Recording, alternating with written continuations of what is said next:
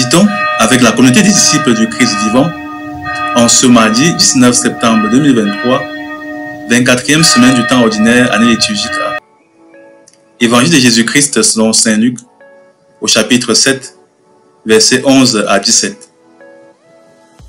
En ce temps-là, Jésus se rendit dans une ville appelée Naïm. Ses disciples faisaient route avec lui, ainsi qu'une grande foule. Il arriva près de la porte de la ville, au moment où l'on emportait un mort pour l'enterrer. C'était un fils unique et sa mère était veuve. Une foule importante de la ville accompagnait cette femme. Voyant celle-ci, le Seigneur fut saisi de compassion pour elle et lui dit « Ne pleure pas ». Il s'approcha et toucha le cercueil.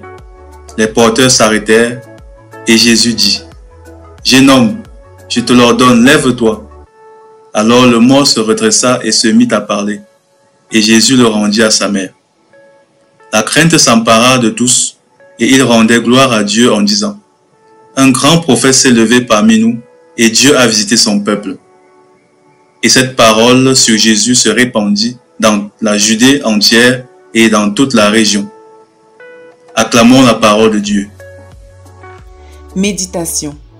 Frères et sœurs bien-aimés dans le Christ, que la grâce de notre Seigneur Jésus-Christ abonde dans chacune de nos vies. Aujourd'hui, le texte de l'Évangile nous montre le visage compatissant de Jésus qui, loin d'être indifférent à notre souffrance, souffre avec nous et va plus loin en transformant notre souffrance en joie.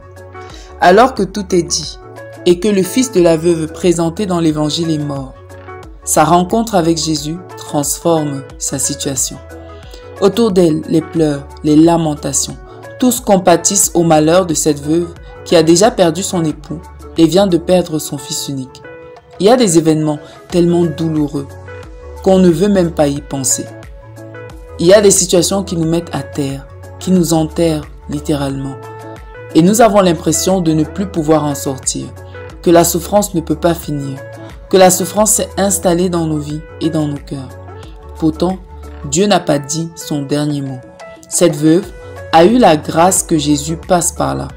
Il n'a pas continué son chemin sans la bénir, sans changer sa situation. Son fils qui était mort est revenu à la vie. Jésus a été sensible à sa souffrance et lui a dit « Ne pleure pas. Ne pleure pas ma fille. Je vais arranger la situation. Je suis Dieu, l'alpha et l'oméga. Je suis capable de tout et mon plus grand désir est que tu retrouves la joie. » Ces paroles de Jésus s'adressent aussi à nous. À quoi faisons-nous face en ce moment? Quelles sont les souffrances que nous avons? Qu'est-ce qui est mort en nous, autour de nous, dans notre famille, dans notre vie, dans notre pays, dans notre continent? Une seule parole de Jésus. Ne pleure pas. Je vais faire une œuvre que tu n'as pas encore vue. Car des ossements, je peux faire renaître la vie. Je peux ressusciter ce qui est mort en toi, autour de toi. Je peux te redonner la vie. À ton fils, à ta fille qui s'est perdue dans les mauvaises fréquentations, à ton époux, à ton épouse que l'alcool a détruit, à tes parents malades, à ton pays où la misère sévit. Plus encore, soyons comme Jésus. Soyons de ceux qui ramènent à la vie au lieu de creuser plus profondément le trou de la perdition. Soyons de ceux-là qui mettent le bonheur là où la tristesse régnait, l'abondance là où le manque régnait. Soyons des Christ sur la terre, dont le passage change la situation. Dans quelle situation notre action, notre présence peut-elle faire la différence aujourd'hui et dans les jours qui suivent? Prions.